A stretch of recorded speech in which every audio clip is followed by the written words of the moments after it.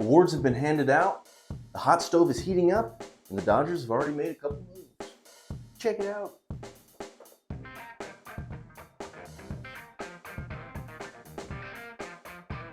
Hey guys, welcome to another edition of Lad Talk Mason. It's the off season. Yeah, Christmas time, off-season time, winter meeting's coming. Should be fun. It's heating up. That hot stove is heating up. Yeah, a lot of good things going on. You're hoping for more, but I mean, it's not even 2024 yet, so a lot to happen. It's gonna be a lot to happen. We've already seen a few things happen, but it's going to get a lot more exciting. Yeah, hopefully, Shohei, sign me up. Check. Yes, we bought tickets to the show. Hey. So let's get started with awards. Not too many controversial awards given out this year. American League, you got Shohei. I know Seager and Semien were in the mix, but when it comes to a guy that can do what nobody else can do, he's most likely going to get that award. 100%. Easy choice. And he didn't even play the last month, almost 2 months of the season after that elbow injury. I mean, he did enough during those 4.5 months that he deserved it. He's pretty good. Yeah, he's pretty good. Then on the National League side, it came down to Freddie, Mookie, and Acuña. Really, it was between Mookie and Acuña. And Acuña with over 70 stolen bases, over 40 home runs. Another level. The first player ever to get a 40-70 season. That's 40 home runs, 70 stolen bases. And he pretty much walked away with that award as well. Sure, well deserved. Hate that he's a Braves, but he had a really good season. Pretty good. Pretty good. On the Cy Young Award, the American League side, Gerrit Cole finally getting that long-awaited Cy Young Award. He's been in the mix the last few years, really dominated this year, and no one really put up a fight against him. No, and kind of the same to the National League. On the National League side, Cy Young going to Blake Snell, so, I mean, same thing, kind of ran away with it. It really wasn't that close.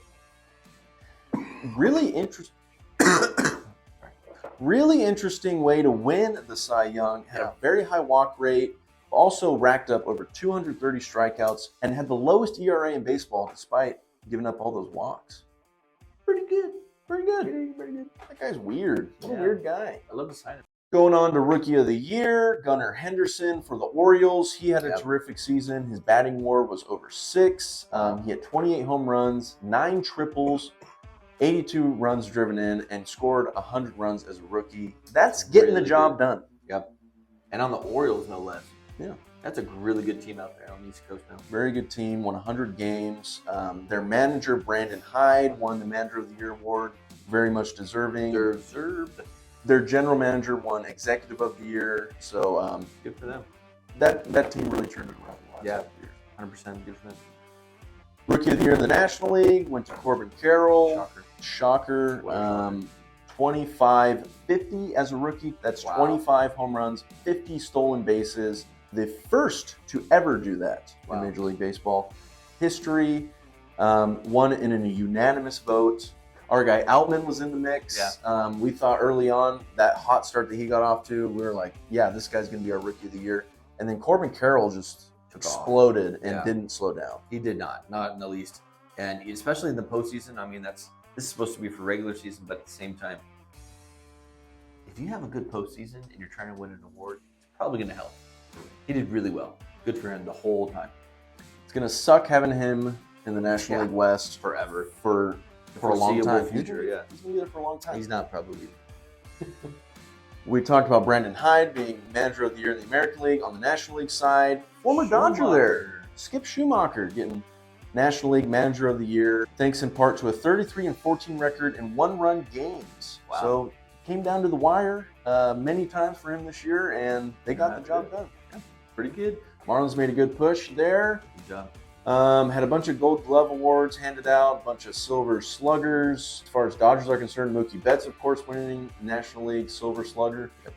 The only Dodger to win this type of hardware. No Gold Gloves for the Dodgers. Not too surprised there. I mean, they picked Matt Olson. Matt Olson over Freddie. Matt questionable. Olson. He went off this year. Okay, he had a lot of home runs. Whoop-de-doo. So you're not a home runs guy, is what you're saying. I'm about a total player guy. Total player. And I'd rather have favorite. Well-rounded. But that's no knock on Matt Olson. Terrific season there. Meh. Clemente Award went to Aaron Judge. You know, that's the person that represents the game of baseball on and off the field. Good for him. Yeah. Comeback Player of the Year, Cody Bellinger with the Chicago Cubs. He really turned it around. Good for him. No, he had a really good season. And as far as comeback players of the year, it was all Chicago. Yep. American League side, you had Liam Hendrix, who overcame stage 4 non-Hodgkin's lymphoma. Good for him. Battling back, beating cancer, and coming out and just shoving on the mound. Yeah, great year. Good job. Great story. Good for you. Yeah, good job, Belly, man. Coming back. Hate to see him go. Love to see him play well. And that's a big guy on the free agent market. Yep. It'll be interesting to see where pickup. he goes. Do you see him going back to Chicago? I think it's likely, but I think he definitely wants to see the other offers. I don't think it's set in stone. I think the most sense would be him going to New York. He got the short porch and right. He's going to hit a lot of belly bombs there. And just like his daddy. Just like his dad, exactly. Clay Bellinger played for the Yankees back in the 90s on those couple of those World Series teams. And also, the Yankees haven't really had a true center fielder in a long time, and Bellinger could provide them with that. I mean, they had Aaron Hicks. Yeah, Orioles now, isn't he? He actually bounced back big time with the Orioles last year. Mm-hmm. But I think Bellinger is more of an overall well-rounded player. When he's doing his thing, he could really benefit the Yankees. No, for sure. And like you said, there's a short porch so for hitting, but also defense. Not a lot of room to have to cover, and he's fast out there, so it's a win-win. No fly zone. Outstanding DH, of course, goes to Ohtani. He hit 304, 412 on base. That slugging led baseball at 654. 102 runs batted in. 44 home runs, 20 stolen bases, so a 20-40 season there for Ohtani. Reliever of the year. This is one we were a little could have gone to our guy, Brewstar. We were hoping, yeah. Devin Williams getting reliever of the year in the National League. He had that 1.53 ERA, 36 saves, 87 strikeouts in just 58 innings. But our guy Brewstar, I don't think got enough love on this one. Yeah, I don't think so. You know, he wasn't the closer, so he's not going to match up with saves. Doesn't strike it nearly as many guys out as Devin Williams does. Weak contact. He allowed 9 earned runs over 67 innings. 67 innings, allowed 9 runs. Earned runs. That's crazy. So his ERA was 1.2. 1.2. 1.2. Oh my God. It's better than Williams. If you're an ERA kind of person, then might have gone to Brewstar, but Williams had the lower opponent average. Like we said, Brewstar lets guys put the ball in play, doesn't strike many guys out, so that's kind of a given there. But either way, Devin Williams, a great season. Congrats to him. Should have gone to Brewstar. Maybe next year. Felix Bautista of the Orioles had 33 saves, an MLB best 110 strikeouts for a reliever. That's insane. That is insane. 1.48 ERA, so much well-deserved reliever of the year there. And then, of course, we said Mike Elias, the GM of the Orioles, with the executive of the year. When you turn a franchise like that around that quickly, sure, you're going to get some hardware. Let's look at some offseason moves, Mason. This hot stove is heating up. Yeah, there's been some decent moves, some good signings so far. Mark Canha was traded to the Tigers. Brewers receiving a minor league pitcher there. The White Sox with that trade, Aaron Brummer, who had an ERA over 6 last year, 6.79, almost 7. Going to the Braves. And the Braves giving up Mike Soroka, who at one point he was going to be their guy, but some injuries derailed him. He had an Achilles injury. He's had some arm stuff going on. That's going to put anybody else. They also traded some prospects, Gerrit Schuster, Nicky Lopez, infielder. Okay. So, the White Sox getting a pretty good return there for a guy who had an ERA of almost 7. Yeah, I take that deal. That kind of shows you where the Braves feel that they are with their bullpen. Yes, so they really need to. I mean, Aaron Brummer's got good stuff. He definitely had a down year for him. He's been a serviceable reliever for the White Sox in his time there. But, the Braves think he can bounce back, obviously. I mean, they see something in him. Moving on, Aaron Nola. This is a big one here. Yeah. Phillies needed that. Re-signing with the Phillies, 7 years, $172 million. Wow. That's right around what you expected him to get. He's their guy. And he's that first starting pitcher to sign this offseason, so that really sets the tone for all the other ones coming out. Absolutely. Obviously, Shohei's in that mix. You got Shohei's just on a different level. That's true. Yamamoto's up there, and Dodgers are definitely both after those 1 and 2. So, I mean, this sets the tone for the rest of the market. Good for the Phillies, hoping to get him. I want everybody, so I can't say that. Let's get them all. Why not? The Phillies, a couple years ago, their front office famously said, we're going to spend stupid money. It's going to be stupid. And then they did spend stupid money, but not in the way you would think. Sure. They just made some kind of questionable signings and Stupid. trades. It was stupid. It was pretty stupid. But these last couple of years, they have started to spend stupid money in the way that I think they meant to. They should, yeah. Going out and getting Trey Turner last year, Fantastic. bringing back Aaron Nola. That was your guy that he's going to pitch you deep into the postseason. Oh, he was clutch every He's their time. guy. Yeah. They've also said they're very interested in Blake Snell. Who isn't, man? So, coming off your Cy Young year. Could you imagine a rotation of Aaron Nola, Blake Snell, and Zach Wheeler? That's really good. That'd easily be the best top three in baseball. No, by far. You could argue the best 1, 2, 3. You could for sure argue that. The Braves signed reliever Reynaldo Lopez, again, trying to beef up that bullpen. Oh, they need it. The Cardinals signing Lance Lynn. His option not picked up by the Dodgers. I believe that was an $18 million option. Not worth it. Of course, they're not going to bring him back after the season he had last So year. it was up to the Cardinals to pick up that or sign him? As soon as that Was voided. as soon as that option is declined, he becomes a free agent. Got it. So Going Lance back Lynn to the Cardinals. back to the Cardinals. They also signed Kyle Gibson. Both guys were signed to a 1-year deal with a team option. So could turn into a 2-year deal for both of those guys. See what kind of year they have. Lance Lynn already 37. So or going to be 37 next year. Allowed the major league leading 44 home runs.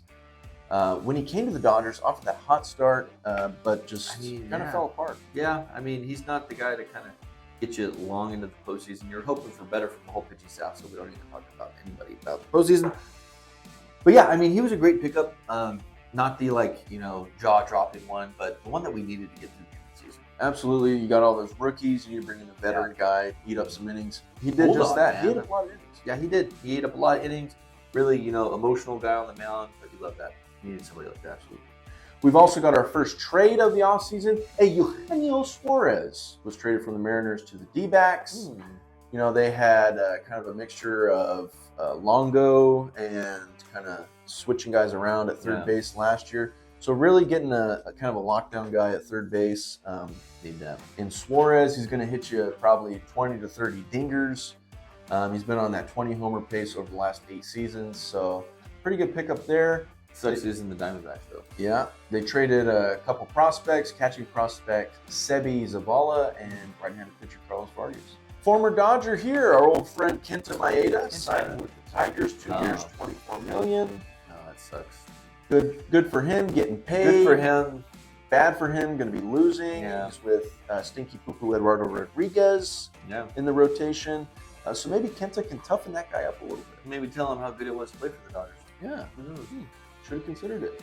Then another big free agent arm off of the market. This time it's Sonny Gray. The Cardinals really trying to beef up that rotation. Sonny Gray, he's not your ace level pitcher, but I mean, he's your top end. He's somebody that's going to get you some good innings. He's going to get you through the season if he can stay on the field. He's just a good pickup that I was hoping the Dodgers would get, but damn Cardinals, man. I mean, if you look at this Cardinals rotation, he's right up there with Miles Michaelis, maybe as the ace as it stands right now. I guess so. Good for Sonny Gray getting a 3-year deal worth $75 million. Well, the Cardinals needed. They have a lot of bang in their lineup, but they didn't have the pitching to get them through, and that's why they lost so many games last year. Absolutely. So it seems like they're addressing that need. So good for them.